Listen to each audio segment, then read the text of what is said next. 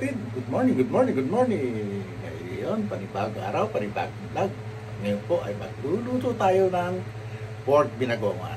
Ito ang version ni Tatay Pandong. At huwag kayo bibitaw mga kapatid at samahan nyo ako sa pagluluto. Ito po yung ating lulutuin ngayon mga kapatid. Ayan po, meron tayong pork jempo. Ayan. Siyempre, ito yung ating mga ricado, talong. Yan. Yung sili na yan, galing pa sa in and out. At medyo nasasarapan ako dyan kasi merong konting tamis ang sili na yan. Siyempre, ayun yung ating alamang. Ayun ang Tupperware sa kamatis. Siyempre, sibuyas, bawang. At okay. At siyempre po, bago natin umpisan, itong vlog natin ngayong araw to, ang ating pagluluto ay magpapasalamat po tayo sa Panginoon sa panibagong biyaya at panibagong pagpapala niya. At sa panibagong araw na ibinibigay sa atin at sa wala niyong sawang paggabay. Maraming salamat po, Lord. At ngayon, ilalaga muna natin yung pork para magkaroon tayo ng soup base ng pork. Para yun ang ating pasasabaw mamaya mga kapatid. At isasalang ko na po mga kapatid. At ayun na po, sinalan na natin yung ating pork. Yan. At dito sa tabing to, nagluto si nanay ng pinangat na saramulyete. Ayan, pinangat sa kamatis na saramulyete. Para alternate, meron tayong isda, meron tayong pork. Okay. Abang-abang lang po mga kapatid at mamaya igigisan natin yan pag nalaga. Bahagya lang natin lalagay para lang tayo magkaroon ng ang tawag doon, soup base ng pork para pang sabaw natin mamaya sa binagongan. Okay, abang-abang po mga kapatid. At mga kapatid, wala tayong makitang celery, so ang ilalagay na lang natin ay laurel para pampabango rin yan sa ating sabaw, sa soup base or pork stock. Ayun, yung pala tawag niya, pork stock. Okay, tapos kami ang panghalo o din dito. Wala na, ayun, baliktad natin. Kunting laga lang naman to para lang tayo magkaroon sa papakukulay ko lang siya na para maghiwa-hiwalay din siya kasi na-frozen to ngayon, hindi, ngayong umaga ko lang nailabas.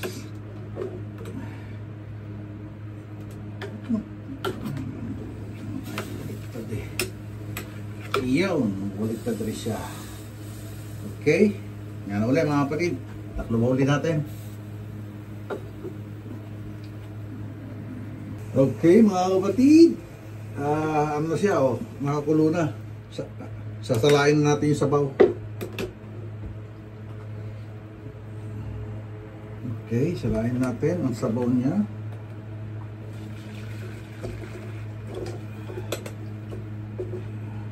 At para makapag-gisa na tayo,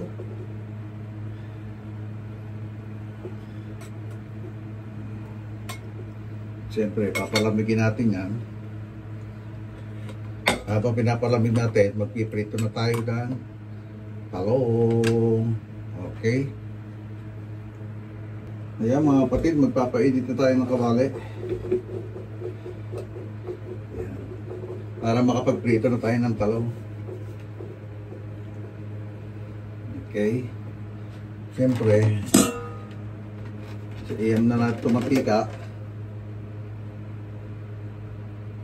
para sa pagpiprito natin ng talong. Sabay dyan na rin tayo magigisa. Okay, painitin muna natin yan mga kapatid. Okay, mainit na yung mantika. Magpiprito na tayo ng talong.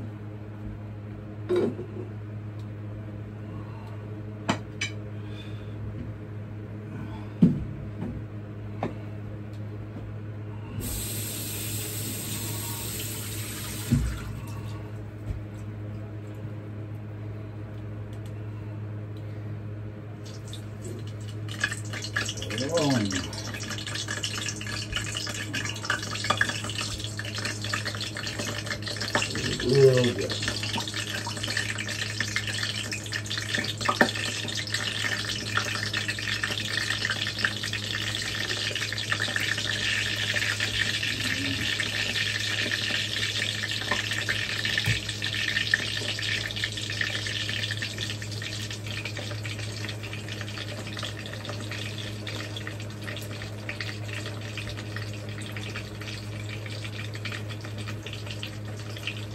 Talong. Talong at bagoong. Ang ulam ko kahapon.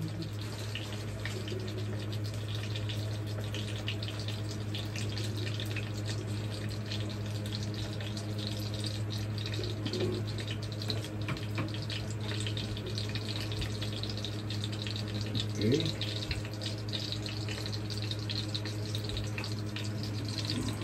Konting trigger lang mga kapatid. Kaya ko piniprito yung talong para hindi siya madurog. Pagka isinahog na natin doon sa baboy, sa ano. Kasi isasahog natin yan, mas masarap yung may talong pagka pork ginagawangan. Yung iba kasi sariwan nila nilalagay, hindi na piniprito. Kaya madaling madurog. Pero ito, hindi siya basta madudurog mga kapatid. Okay? Okay mga kapatid, luto na yung ating talong. Kaya naprito na natin. Hanguin na natin to. Ayan.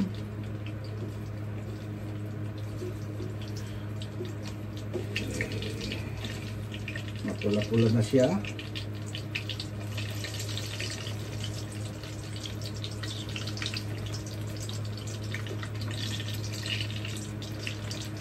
Okay. Okay mga kapatid, nahamon natin yung talong. Ito na, oh. Ito na siya. Oh. Kaya magigisa na tayo.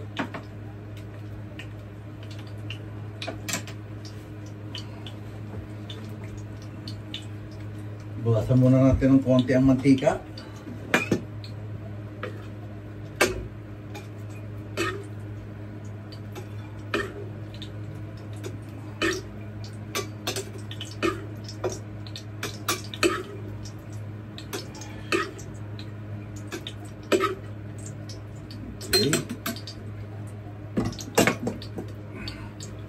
Meron pa natin konting tatlong pirasong talong.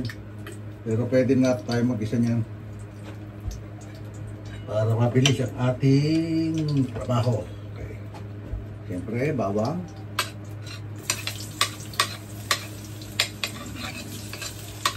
Ito natin yung bawang.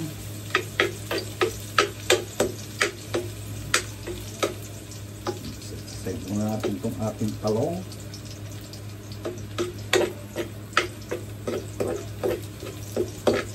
Papulahin lang muna natin ng konti mga kapatid.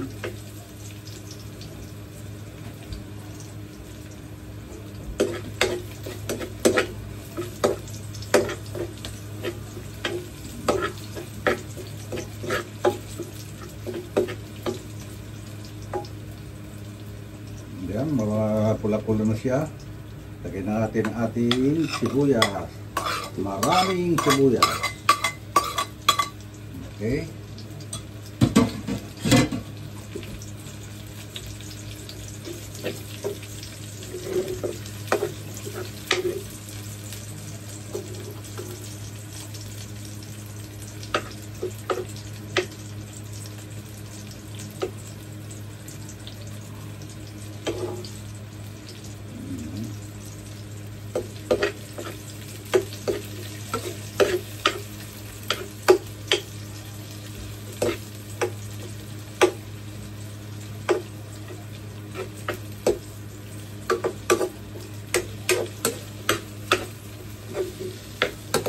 Okay.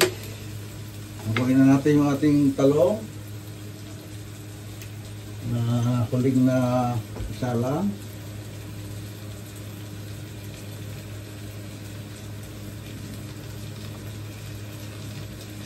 Okay. Ihulog na natin ang ating konti pa. Isayin muna natin ng konti itong ating sibuyas. Para mag-caramelize muna siya.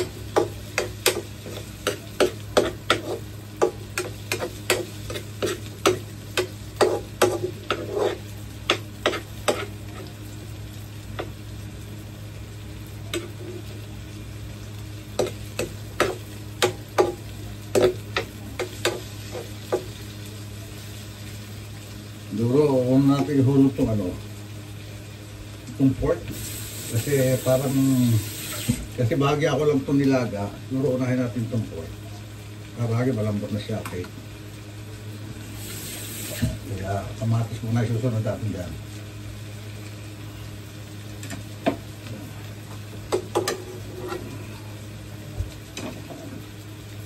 Ihulog na natin itong ating kamatis.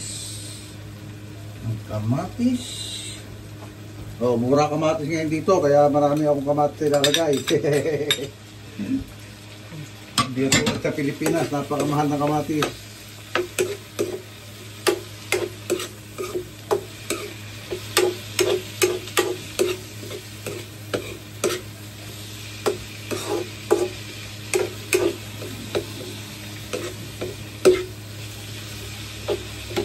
Pag ginigisa natin ang kamatis, lagay na natin ito ang ating alamang.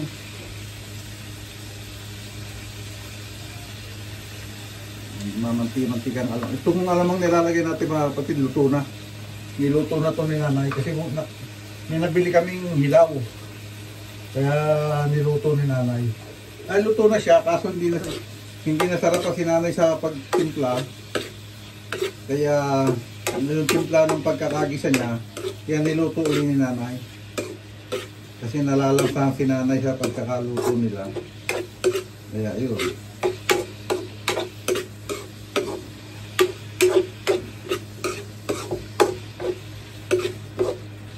Ilagay na rin natin itong siling galing. Uy, susilyo sili ko ha. Galing in and out. Yan nga mamahaling sili rito. Ito may season din to eh. Lagay na natin.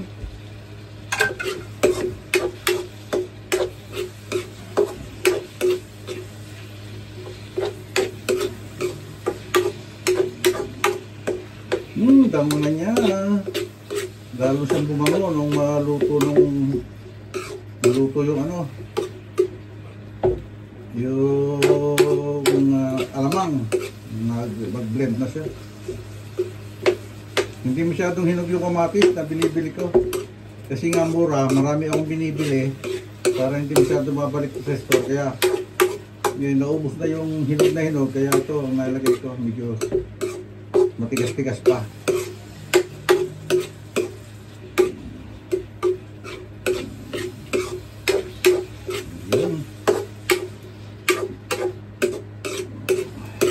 Meron pa nga ako nakita eh, na nagluto ng binagoongan, may gata eh.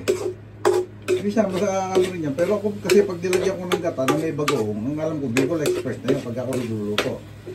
Pero yung iba, binagoongan pa rin tawag nila.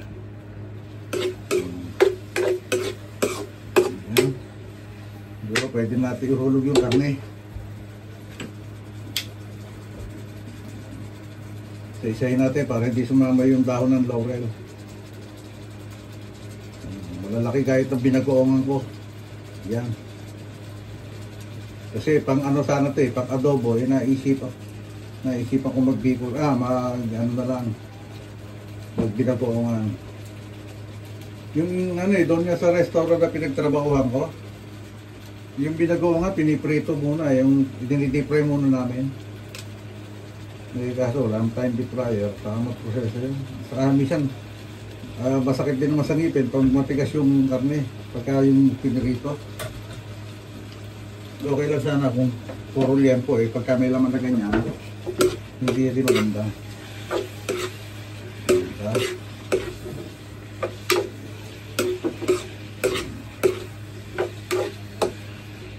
Amihan natin, lalagyan ito, kaya siguro. Kasi alam ko, nilalagyan ng konting suka ito eh.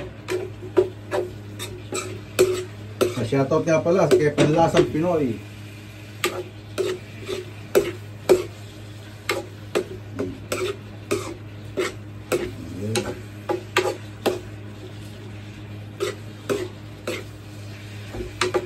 Ito na siguro natin lagyan ng sabaw mga kapatid. Buwan natin siya. Para matimplahan natin siya ulit mamaya. Ganyan muna. Para kung mga ano. Okay?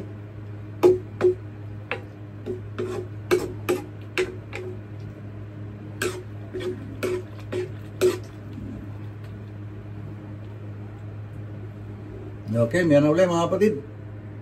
Okay. Check po natin mga kapatid. Kung ano na lasa niya. Ay, kung ano na ang sitwasyon niya. Oh. Parang sarsyadong ano to ha. Parang kinamatisang baboy.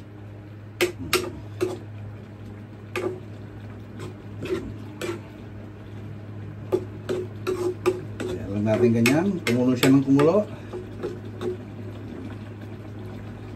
Okay. Yan mga kapatid. Hindi ko magustuhan yung kulay niya. Kaya maglalagay tayo ng konting anato or aswete. Pakulo lang ako ng tubig tapos hinalo ko sa kumukulong tubig to. Pampakulay natin kasi hindi ko makusundahan yung kulay niya.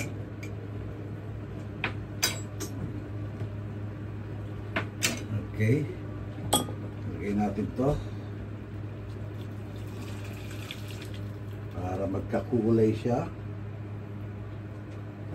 Balik ulit natin.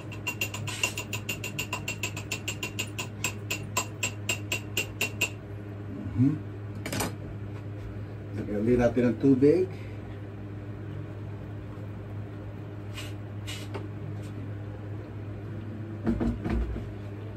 Then, hamuhamuin ulit.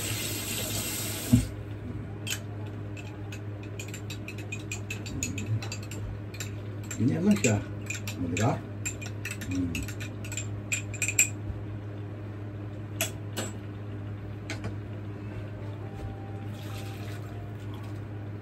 Yun. Ganyan lang.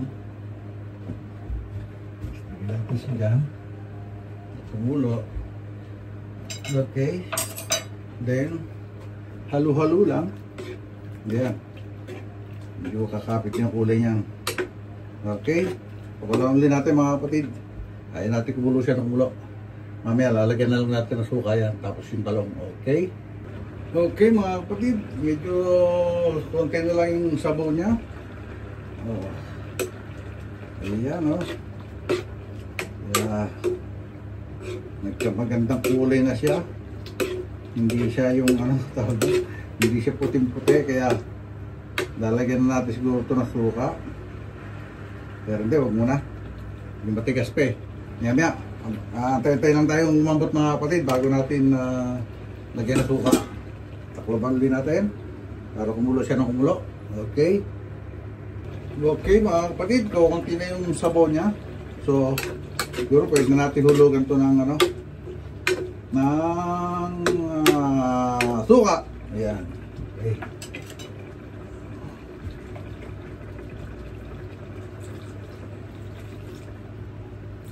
Yun. Hindi natin lalagyan ng asukal kasi yung alamak mo may asukal na eh. Okay, pakuluan lang natin, hindi natatakloban para lumasan yung suka. Dapat pala bawal haluin pero hinalo ko pa. Patayin na lang natin yan, tapos lagayin natin yung talong. That's it, tapos tayo. Okay, okay mga kapatid, halos tiyo na yung kanyang sabaw kaya pwede natin ilagay yung talong.